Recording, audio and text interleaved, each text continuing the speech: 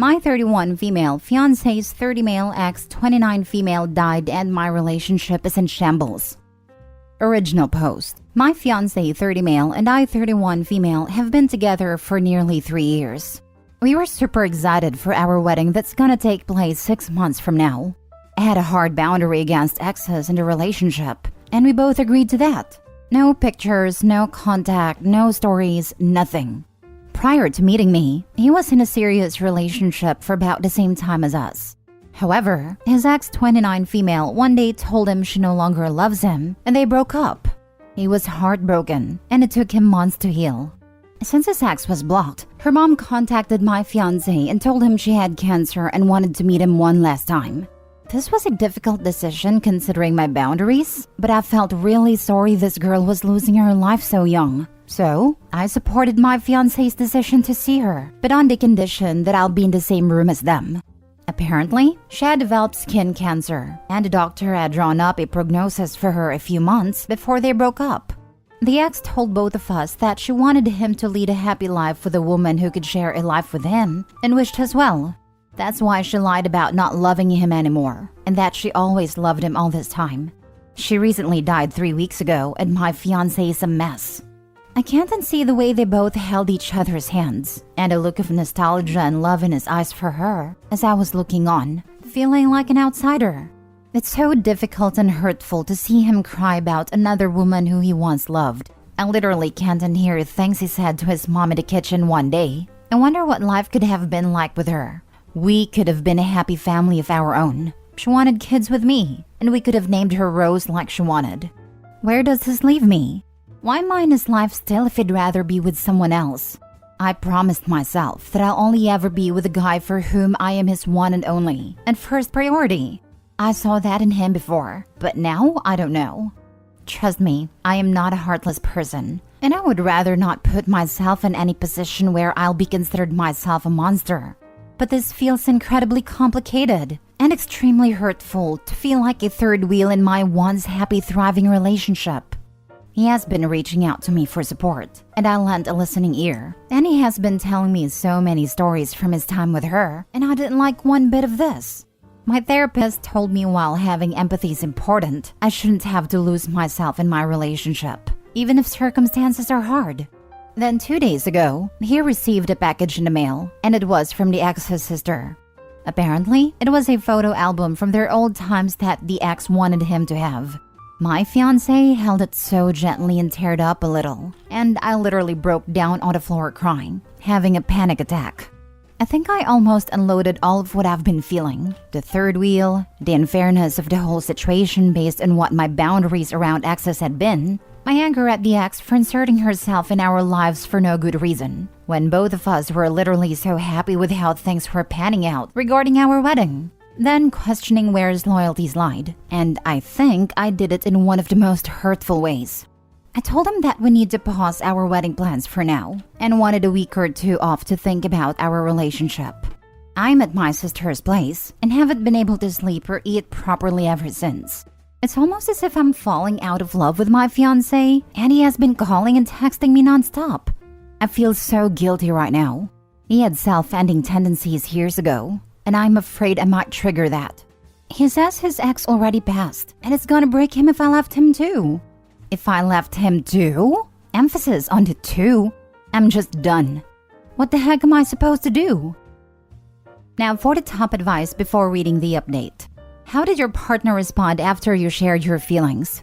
He just went silent for a little while and arranged for a glass of water, trying to comfort me.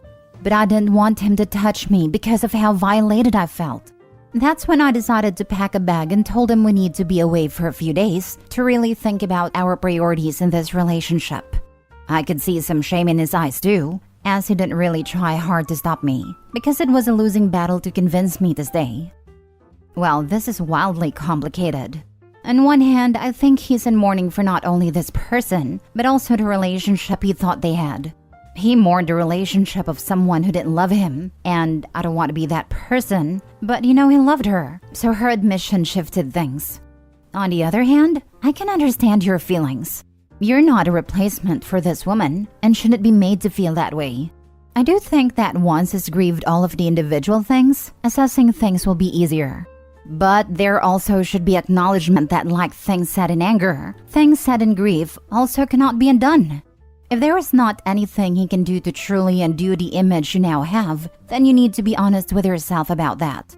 I'm truly so sorry for you both. I think you're both experiencing the sense of grief for answers tied to someone no longer around. Please be gentle with yourself, because you don't sound like a monster. You sound like someone trying to support their partner through a trauma that triggers things within you as well. Everyone's feelings here are valid. There's no monstrosity in that. Wonderfully said. I also feel like the ex shouldn't have told him she lied. Ex had to have known what it would cost. Why go all the way to the end and then tell him she lied? I'm sorry, but that was an awful thing to do. I 100% agree with this. She just made him feel like he wasted time he could have had with someone he loved by her pushing him away, which will only break his heart more. It's much easier to get over someone you're angry at. For sure, pause the wedding. He's grieving her. I don't think you should break up with him, but pause the wedding and see how you feel in a month or two. I'm sorry. I disagree. He settled for OP, and now she knows it. There isn't any going back from that. If his feeling were really gone and he was 100% committed to OP, the ex establishing contact with him wouldn't have messed with his head like it did. And he wouldn't be asking, what if? I'm sorry to say it, but better OP found out now than after the marriage, since now she doesn't have to suffer through a divorce.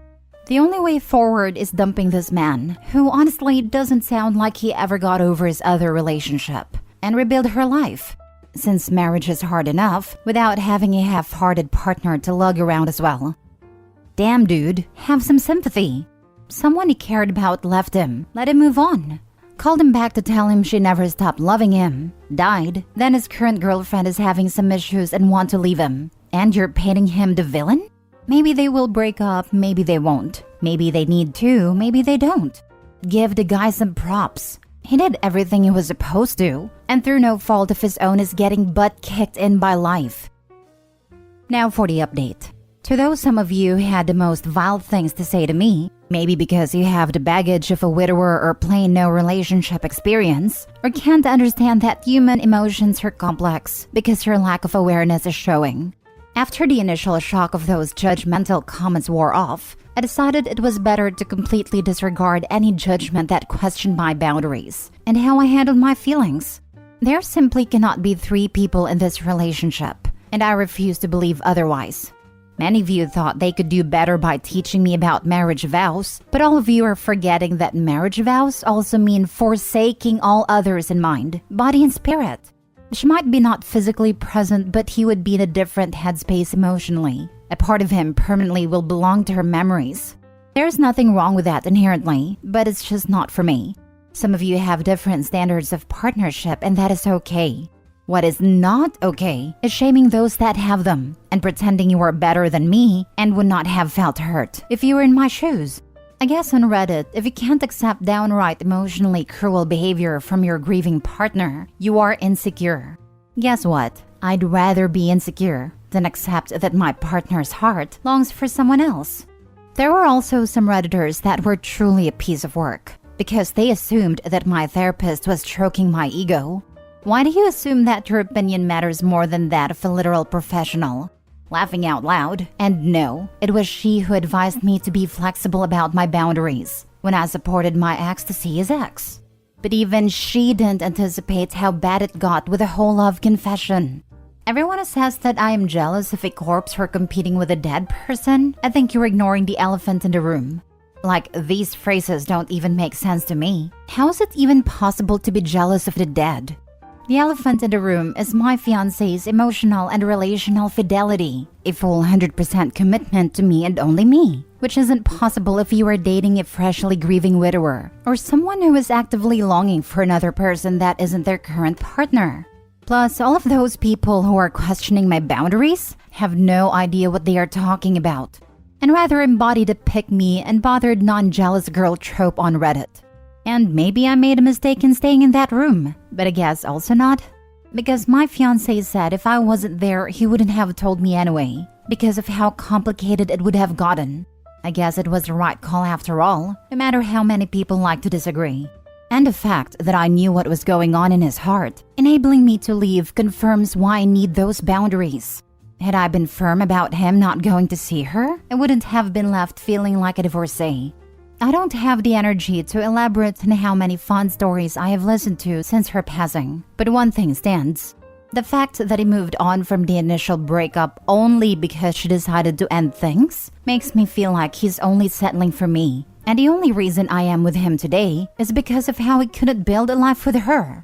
And that's a terrible foundation for a relationship where both partners should feel like the first choice. Him relieving what his future could have looked like has damaged any trust I've had in him beyond repair. I can't unhear the things he has said, and I don't think I'll ever recover from the damage it has inflicted in both of us. Stepping outside of my situation has allowed me to see things differently, and I recognize this wasn't his fault. He was just experiencing grief all over again, but it also wasn't fair to me. It's frankly not the kind of relationship I wanted, which came with such a profound baggage. And you may ask why. Maybe because I do realize that I don't have to set myself on fire to keep others warm and act as if everything is fine. A lot of comments have pointed out how poorly the ex also handled the confession, which shouldn't even have taken place at all. I forgive her because I think she unfairly paid for the loss of my relationship with her life, and she didn't deserve that. I think her last-minute theatrics didn't end well for my relationship because life isn't a movie, and there are real feelings involved. So, yes, I broke up with my fiancé, and it was not pretty. After calling me the 100th time, I finally agreed to speak with him as I had the time to think about things. Objectively, I had been feeling pretty inadequate, second fiddle, and an emotional dump pretty much, and it has wrecked with my sense of self. I went to our home and gave him the ring he proposed me with. I told him I don't see him in my future anymore, as seeing him grieve a future life with an ex made me lose all feelings for him. I just feel numb. He started hysterically crying and begged me to stay, because now I was breaking up with him the same way his ex once did. This made me cry even harder, as he still couldn't see beyond his grief. He asked me and screamed, why am I doing this? He said a lot of cruel things to me, which are honestly painful, but things really escalated here. He said he isn't letting me go and wants us to fix things. That's when I knew I wasn't safe where I was standing, and I had to call my sister and his mother at his place to help ease him, so that I could leave the house as quickly as possible. As his mom and my sister looked on, here was an exchange. Him, I doubt you ever had a heart. Me, what do you know about my heart when you know nothing other than your own suffering? X, someday, I hope you'll have the decency to admit how much you regret hurting me, just like she did. And maybe, just maybe, life will serve you a different kind of cancer in the next 3 years to teach you a lesson. We all looked in shock and horror, and his mother gave him a well-deserved slap across his face. To say that he instantly regretted that would be an understatement. He cried like a dam broke through. I had to give him his meds one last time. My sister muttered, I hope you are ashamed of yourself, and grabbed my arm and took me out of the house. I might just look for a welfare checkup for him as soon as I've gained some sanity and sense of normalcy. I care about him still as a person and certainly don't want to demonize him anymore, but this is not the man I fell in love with. I guess I have to stay single for a while and find someone actually worthy of my time. When I love with my full heart, and I want someone who can appreciate that. Wishing everyone, even the naysayers, peace and love. I'm going to be logging off Reddit to take care of my mental health now. I'm sorry, I won't be here to engage anymore. Again, wishing love and peace to all who cared. Last story. I'm calling off my engagement due to my fiancé's financial situation. I'm male 30 and I've been with my 38-year-old fiancé for 4 years. We got engaged a year ago and started living together. Things were great until we gave joint bank accounts a shot. We don't make a ton of money, $90K combined in a moderately expensive city. I always grew up dirt poor, and money has always been a huge source of anxiety for me, while she grew up middle class. She is terrible with money and doesn't care when I tell her it's stressing me out. I hate always having to be the bad guy when it comes to spending money. We would literally be out in the streets in a few months if I didn't constantly intervene in her spending. This weekend, she finally disclosed a lot of debt I didn't even know about. $69K in private student loans, a couple grand in collections, and some credit card stuff. I had to spend a lot of time thinking about it, but I called off the wedding for a couple of glaring issues. 1. She ignores me when I tell her to cut down on spending, even when she knows I'm losing sleep over it. 2. How the heck are we ever supposed to have a stable life and kids someday if we have $10 in our account come payday? 3. I didn't want to get stuck with all of that debt and resent the heck out of her, which I probably would. 4. She's almost 40. What are the odds that she will ever grow up, if she hasn't by now? Now for the top advice. Disagreements over money are one of the main predictors of divorce. You definitely need to both be on the same page before you get married. As I said on another thread, financial compatibility is just as important as romantic or sexual compatibility. They did a study on this. The best indicator for compatibility in a relationship is their credit score. If the two people in a partnership have a similar credit score, they're more likely to work out. Why? Likely similar spending habits. Smart decision. Imagine the extra debt of the wedding she would want. Smart decision, but took him long enough because I literally could see the glaring red flags from miles ahead. Doesn't care when I tell her it's stressing me out? Was far enough reason to dip already. Money is one of the biggest, if not the biggest, reasons couples fight. If she's not responsible with money by her age, you will not be able to change her. The result would be constant fighting about money or poverty. How does she still have that much in private school loans at 38? Bullet dodged. You sound responsible and still young. Good luck. Yep, my ex is 38 years old and acted like this. I was like, if he hasn't grown up by now, he's never going to. I dipped last week. Most likely facing divorce myself. I'm the breadwinner, and my husband is stupid with money among other things. He'll be 33 in a few weeks. I keep thinking, this can't be normal, right? He's almost 33. He's a grown adult. He should know better, or at least make attempts to do and be better about / with money. Educate himself. And if he wouldn't do it now, will he ever?